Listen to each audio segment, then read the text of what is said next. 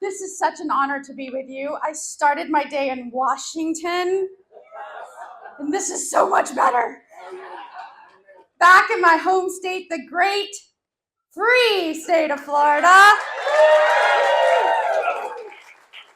And it's such an honor to join you beside the USS Orlick for this special event honoring true American heroes, those heroes who gave their last full measure of devotion to the United States of America and the principles that this nation was founded on. And as we approach the 250th anniversary of this nation, we're reminded that our republic was founded on a simple but enduring truth, that our rights are not granted by government, but given to us by our Creator. And from the very beginning, Americans have stepped forward to defend our freedom and that concept of our natural rights, of a free people coming together to govern ourselves and make sure that government, as its first purpose, protects those rights. And from the very beginning, people came to serve, and they stepped up and they answered the call, and they came from different towns, different states, different backgrounds, different faiths, different walks of life. And they served in all kinds of ways, like flying helicopters once they were invented.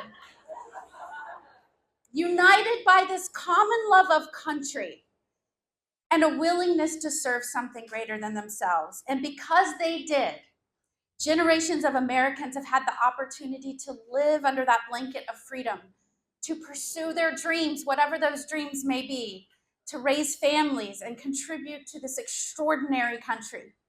And in just a few days, we will recognize Memorial Day and honor and remember the men and women who gave their lives for that cause, those who answered the call knowing the potential cost.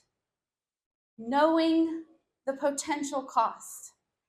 Here in Florida, and especially in Jacksonville, where I lived for a time as a federal prosecutor and served my country and stood up in court and said, "My name is Ashley Moody and I represent the United States of America." It was one of the proudest jobs I've ever had. But here in Jacksonville, with its deep military roots, that legacy of those that came before us and served, it's not a distant history. It's part of the fabric of this community. And remembrance alone is not enough. We know that. You heard that from Katie. Katie stood here, and the first thing she says is, "I'm short." But all of you here heard her, and Katie is short but mighty. And her story was mighty, and Tom's sacrifice is mighty. And Tom's sacrifice and Katie's sacrifice and that family's sacrifice is what it takes for a blanket of freedom that we all enjoy every day. And Tom signed up knowing that. He was brave and selfless and committed to country and committed to his fellow man in this great experiment of the United States of America.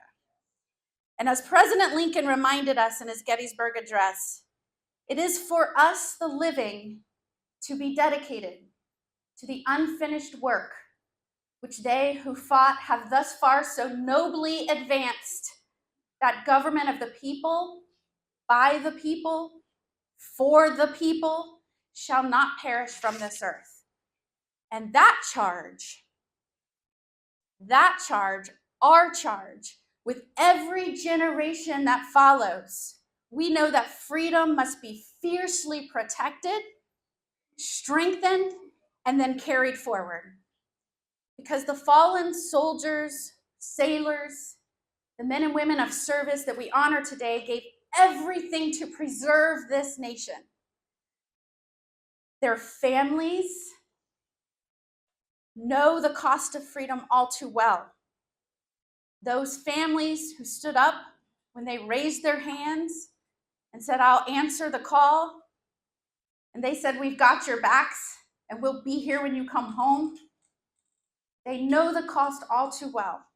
And the best way we can honor them is by living worthy of their sacrifice, by standing for the principles that they defended, by ensuring that this great American experiment endures. That responsibility belongs to all of us, not just those people that you show up and vote for, all of us, not just those people that raise their hands and go to boot camp and enlist. It's not just their responsibility, it's all of our responsibility to make sure that it endures. Because it's carried forward in the small, everyday acts of service that strengthen our communities and our country, and our willingness to stand up for and speak out for the principles that built this country. And if you're here today, I know you share my values and my commitment to those principles. You're tethered to them. It is in your soul. And the good news is, the hopeful news is that Americans are answering the call every single day. You see it in volunteers and mentors and coaches and parents, first responders, neighbors who quietly invest in the people around them. You see it in the men and women that wear a badge and say, I'll stand on that thin line and I'll enforce the people's laws, the free people's laws, because without enforcement of those laws, a nation under a rule of law means nothing. So we thank those who step up and wear the badge and a bulletproof vest every day to work. And we see it in how strong our communities are built by those who are raising strong families. We see it in the young men and women every day who are enlisting in our armed forces in numbers we haven't seen in a really long time. We're meeting and exceeding our goals for enlistment. Because those young men and women, they want to follow in the footsteps of those heroes that came before them. They're saying, pass the baton to me. Pass the baton to me, and I will make sure that this nation endures for the next 250 years. And we are so proud of those young men and women that are doing that every day. I know those of you in this audience that served your nation are so proud of them. I'm so proud of the oldest boy in our family who did just that. And I know how hard it is to drop somebody off when they send them off to boot camp. But that is how strong communities are built and how strong nations endure. And that is how we honor those who gave everything for this country, not only by remembering them, but continuing the work of strengthening the nation that they sacrificed to protect. Because freedom endures when each of us chooses to do our part, whatever that part looks like. So thank you so much for being here today to honor the brave men and women who gave all. It is my absolute privilege to serve you as your United States Senator. Thank you for that opportunity.